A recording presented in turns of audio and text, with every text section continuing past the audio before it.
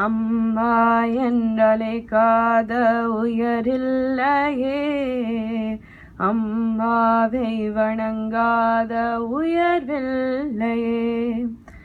அம்மா என்றழைக்காத உயரில்லையே, அம்மாவை வணங்காத உயர்வில்லையே. To the women of Sri Lanka, whose cocoa sweet skin gleams and glistens like the jewel of the ocean they call home. Woo! Living under the halo of the equator, they are angel sweet, honey dripping beautiful. Their pigment, the sun-kissed symbol of stamina through devoted labor, their eyes took a hint from their skin and became chameleons to grace themselves identically. Wow. Melanin turned Midas's touch, they are as golden as the jewelry they adorn their body with. To the women of Sri Lanka, who carry the weight of their last names on their back, long and winding like the pads in the tea fields, whose lips, wet with the tangy sweat of summer heat, play soulful music. With syllables as instruments, their tongues dance about the Natyam performance in their mouth when they speak in Tamil, so you can hear every curve and slight of each letter.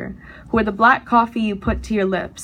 No milk and sugar to make their existence sweeter for you to swallow. They are energy coursing through your veins. Your heart beats a little faster just so you can keep up. To the women of Sri Lanka, whose brows blossom and flourish in the rich, fertile soil of swarthy skin, so beautifully unapologetic in the space they take up. If only the women these brows were bestowed upon could be so unapologetic in the space they take up. I want to write a poem to the women of Sri Lanka whose hands are calloused with the memory of picking up the slack, whose shoulders sink from bearing the responsibility of every unwanted action, word, and touch that has ever caused them harm, whose thick ebony braids keep them moored to their trauma. To the women of Sri Lanka who wag their fingers at leaving books open upon disuse, for fear that the knowledge will drift off the page into nothingness. But haven't we been pried and left open, but still stand here with purpose, who stand tall and proud of their roots like a forest, cutting them open just so you can count the number of rings of how many lives they've lived, how many times they've chosen life, or the children of the mothers you said to abort when you found out you would not have a son, the rose that grew through the cracks of acid attacks and dowries. When life gave them lemons, they squeezed it onto their henna to make it brighter, and isn't that just it? Wow. Melanin like rocks in their pockets, we are the resurrected Virginia Woolf's aspiring poetry. To the women of Sri Lanka, you deserve better, whose melanin is seen as an invitation to harassment and hate, because even an armor of umber silk isn't as strong as the white man's grip on 400 years of oppression. To the women of Sri Lanka who have not known a life without fighting for it, who spell survival SACRIFICE,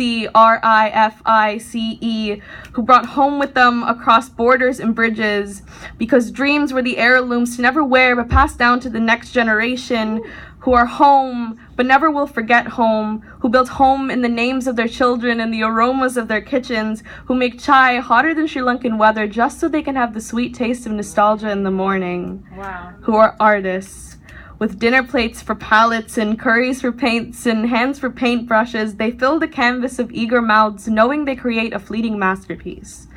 Work that won't be admired by strangers in a gallery. They create all the same, but carry the greatest work of art between the frame of their lips, their accent. The love child between their mother tongue and English. How beautiful it is to hear two voices in one mouth. To the women of Sri Lanka who pray to 330 million gods, knowing they are all manifestations of one. Don't they know that they are the one they are manifestations of? Wow. To the women of Sri Lanka, not the 26 letters of the English alphabet, nor the 247 in Tamil could ever do you justice. To the women of Sri Lanka, I'm so grateful I was raised by you. Thank you.